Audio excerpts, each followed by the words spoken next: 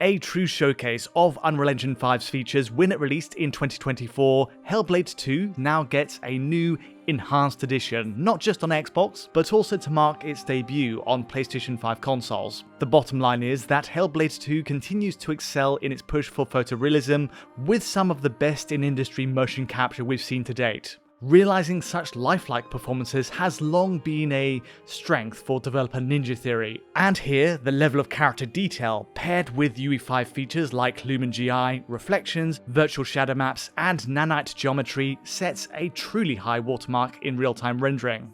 For all its visual flair though, one critique stood out on its Xbox release last year, perhaps, that it only ran at 30 frames per second. The game's assets, world streaming, and character animations were all strictly budgeted around that 30 FPS line. But with this new enhanced edition, Ninja Theory manages to engineer a 60 FPS mode on Series X and PS5 as well. In fact, the team kindly invited Rich and myself to its Cambridge studio to explain the optimizations needed to make 60 FPS happen, giving us some extra insight on how it was achieved. So, just what did it take to essentially double the frame rate on console, and is there any visual trade-off on PS5 or Series X? Secondly, what's up with the PS5 Pro enhancements, where an extra toggle on Pro also allows for switching between Unreal Engine 5's TSR Upscaler and Sony's PSSR. And finally, what of the optimizations on Steam Deck, where the game is now officially deck verified? Let's find out.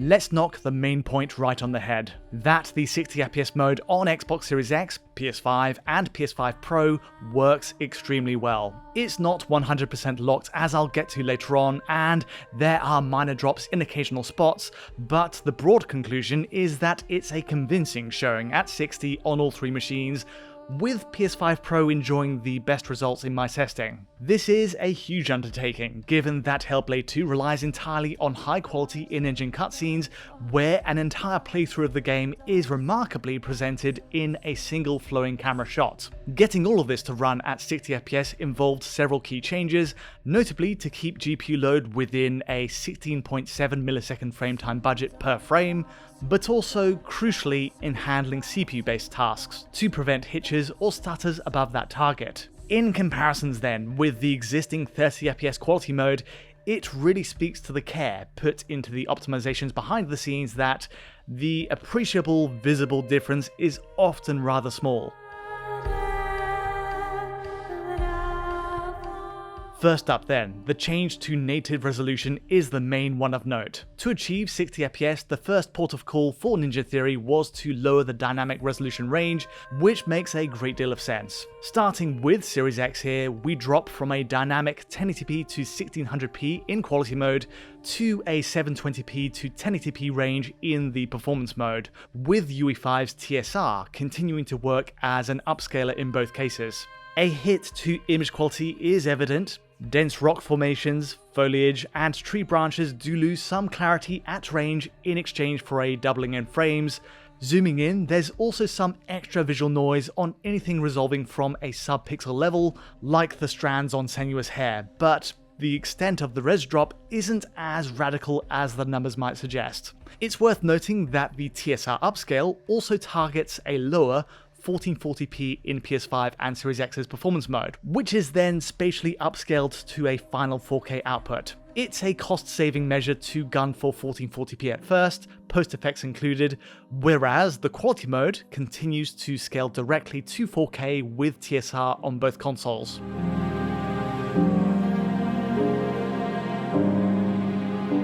A few extra points here. These res numbers are openly supplied to us by Ninja Theory itself, and better still, an average resolution stat is included for each mode thanks to diagnostics from nightly automated runs of the game. This is clearly a much more useful metric than the extreme bounds of the DRS.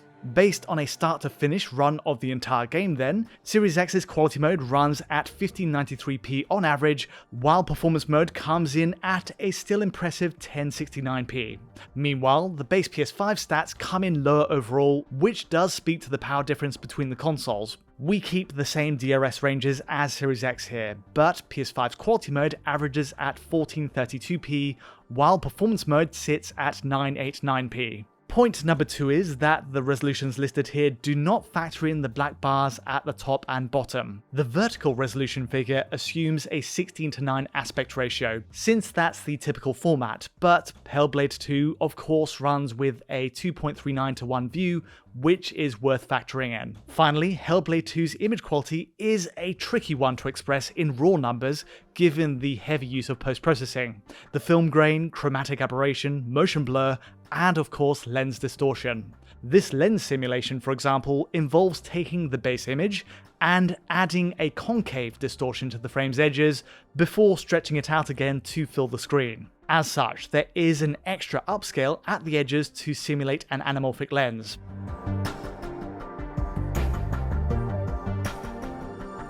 Beyond this, Hellblade 2 crucially keeps all its big showcase UE5 features intact. Lumen, Nanite, virtual shadow maps all stay in place, and nothing integral to the look of the game is chopped out for 60fps play.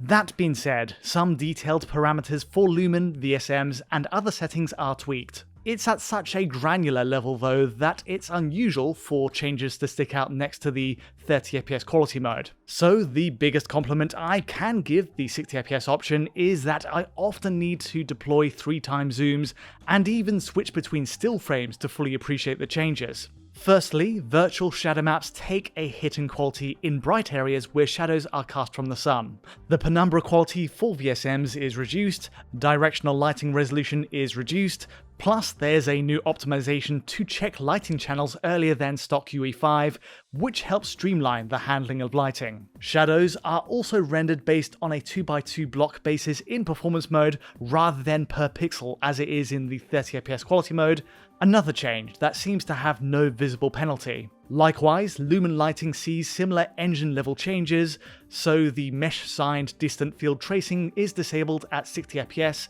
and only global SDFs are used, again with a negligible impact. There's also a lowering in quality to Lumen's translucency volume setting, and a reduced roughness threshold to determine which parts of Lumen GI resolve in the final frame.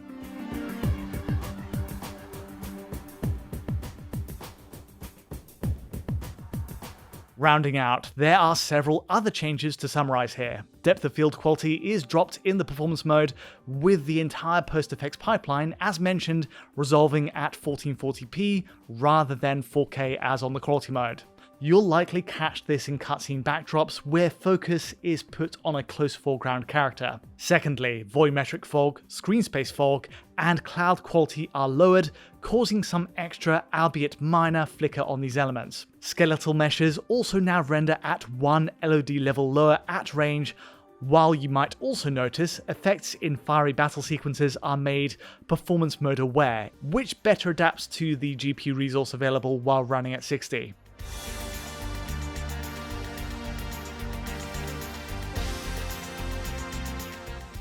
Let's roll out the framerate graph again to see it in action across PS5 and Series X. It's key to stress the many CPU optimizations made behind the scenes here, many of which are hard to illustrate in a comparison. Primarily, the CPU logic for animations, geometry streaming, and character spawning had to be very carefully managed here. An animation frame budget allocator now allows for animation costs to be capped per frame, for instance, something that might affect background NPCs in busy village areas, but less so for high priority characters like the main cast. This is all new to the performance mode and the Steam Deck version, as I'll get to. Other optimizations like the order at which expensive animations update not only allow for this performance mode, but proved so effective that they're rolled out to the existing quality mode as well.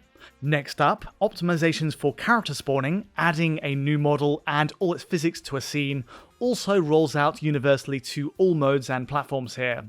The processing of a newly spawned character is now spread across multiple phases, more frames, to lower performance impact.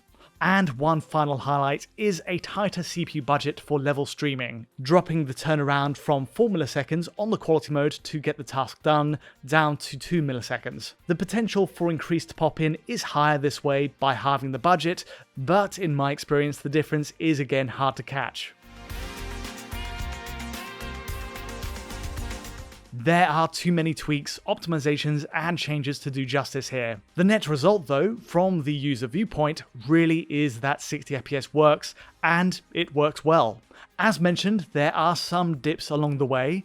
99% of the time, it's a solid 60 FPS line, but there are exceptions to the rule. Mostly, these fall into the single frame blip category, and so on PS5 here for example, a sudden change in lighting or a burst of effects might take the DRS longer to adjust than expected, causing a lost frame. This affects Series X as well, but in Series X's case, a few more lurches and hitches are on record here. Traversal spikes, as Senua moves between areas, take us into the 50s on rare occasion, and again, heavy effects work is apt to drop more frames. Still, this is well within VRR range for those with displays that support it, and for those without that feature, you're still getting a very robust experience at 60 for the most part, but do expect these occasional dropped frames.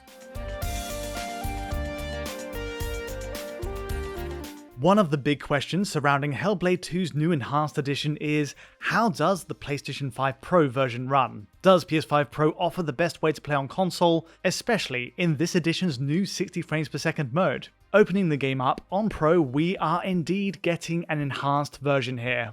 The choices are expanded, we have the existing 30 FPS quality and 60 FPS performance modes of the base PS5 and Series X, but on top of that, we get to choose between two upscaling methods. There's the default Temporal Super Resolution Upscaler of Unreal Engine 5, TSR, and also Sony's PlayStation Spectral Super Resolution mode, uniquely added to PS5 Pro. Before we get to the upscalers, there are general visual advantages to running on Pro hardware, notably in image quality.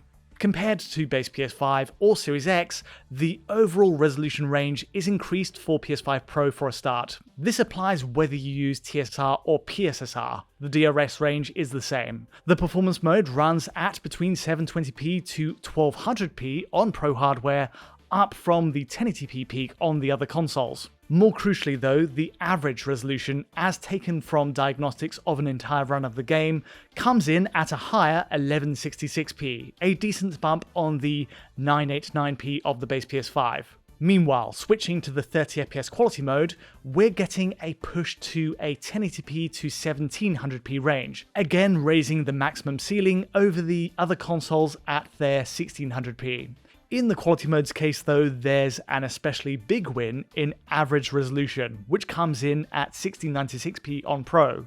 Another key advantage on PS5 Pro is that both modes and both upscalers directly reconstruct to a 4K final frame, with no spatial scaling step from 1440p as seen on the other consoles.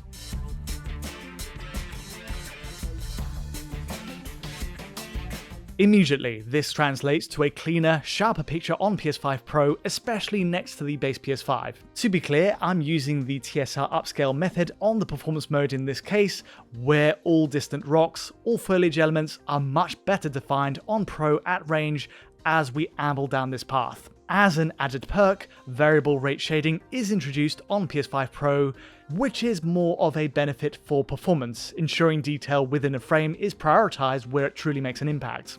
Now, a few other visual extras are bundled into the Pro release, most of which are essentially re-engaging quality mode settings on the 60fps performance mode. For example, shadow quality gets a boost, and so flipping between Pro and base PS5, there's an increase in VSM resolution on global shadows. Added to that, the depth of field effect runs at a high quality preset on Pro.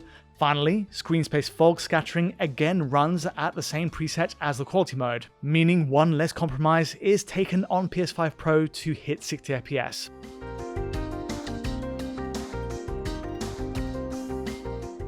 The upscaling toggle then, which is the best option? Interestingly, PSSR was backported from future Unreal Engine 5 revisions to work on the build powering Hellblade 2. As a rule of thumb though, the default TSR mode is still my recommended pick of the two. Unreal Engine's own upscaler is often a better fit for its rendering pipeline, and you might spot some noise, some artifacts while using PSSR across specular highlights, rare as they are.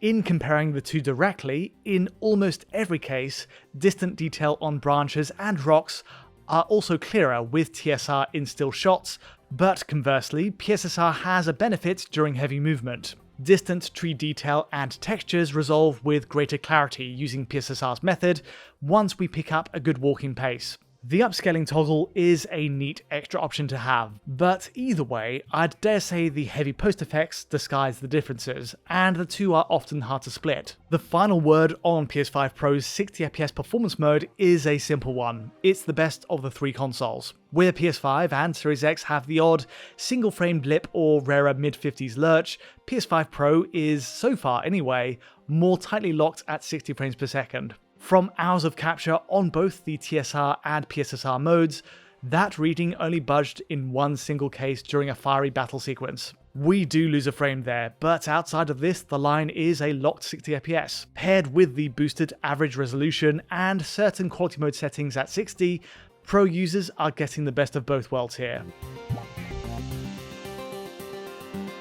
Moving on to Steam Deck, Ninja Theory's objective with Senua's Saga Hellblade 2's Enhanced Edition is essentially to qualify the game for Steam Deck verified status. The truth is, we're still not entirely clear what the exact criteria is for achieving that, but as the video rolls out here, you can see that the revised version of the game achieves a solid 30 frames per second, with even frame pacing, effectively making it a miniaturized, quality-reduced version of the Xbox Series S version of the game, and it works. Video is captured here at 1365 by 768, really the closest resolution our capture kit could get to the deck's native 1280 by 800 pixel count. We're also on low settings here, with dynamic resolution scaling to 30fps and TSR upscaling. Going into the guts of the game, optimizations made for the performance mode on other platforms, particularly on the CPU side, translate into rather good frame rate boosts for the deck as well,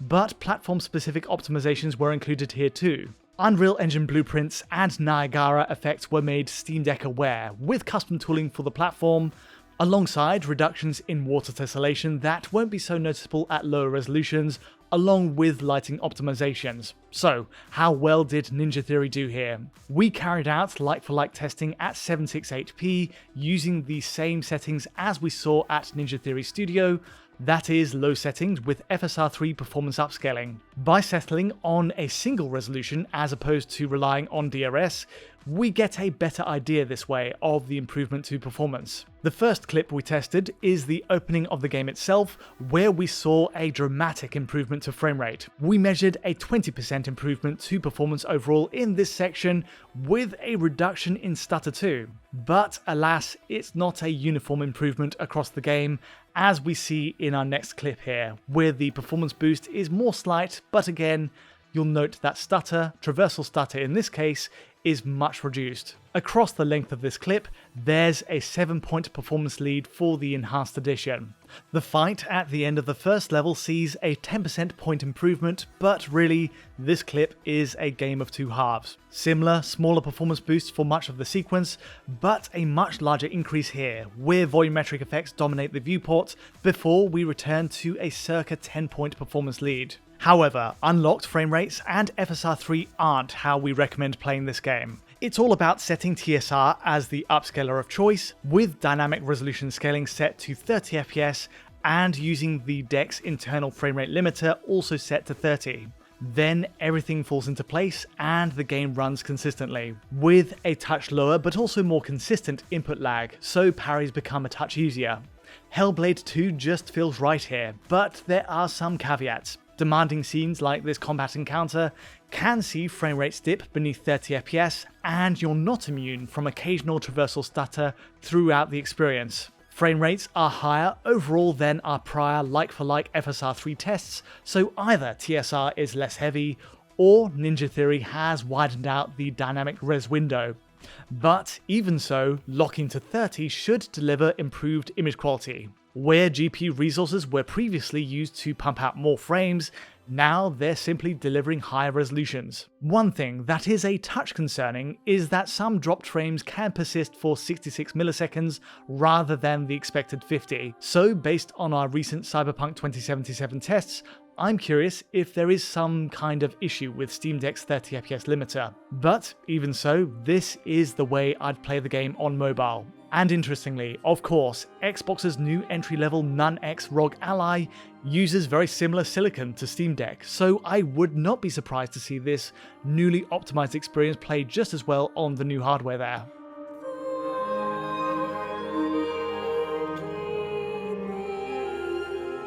The Enhanced Edition of Hellblade 2 gives us, and a new audience on PS5, a fresh opportunity to see Ninja Theory's latest work. There isn't anything else quite like Hellblade in terms of its uncompromising focus on narrative, and it's great to see it getting extra attention with such a clear payoff. As an aside, it's worth pointing out a few other features in the Enhanced Edition. Notably, the PC version gets a very high preset, a kind of deluxe option that further refines shadow resolution, post-processing effects, broadens draw distances, and increases volumetric cloud definition. Meanwhile, on every format, there's also a new Dark Rot mode, a punishingly difficult option that's revived from the original game, a developer commentary option, and for the artistically inclined, we get expanded options for its photo mode. All of this rounds out a definitive take on the game, made all the more complete with that 60 FPS option, making it an ideal way for PS5 owners to enjoy it for the first time.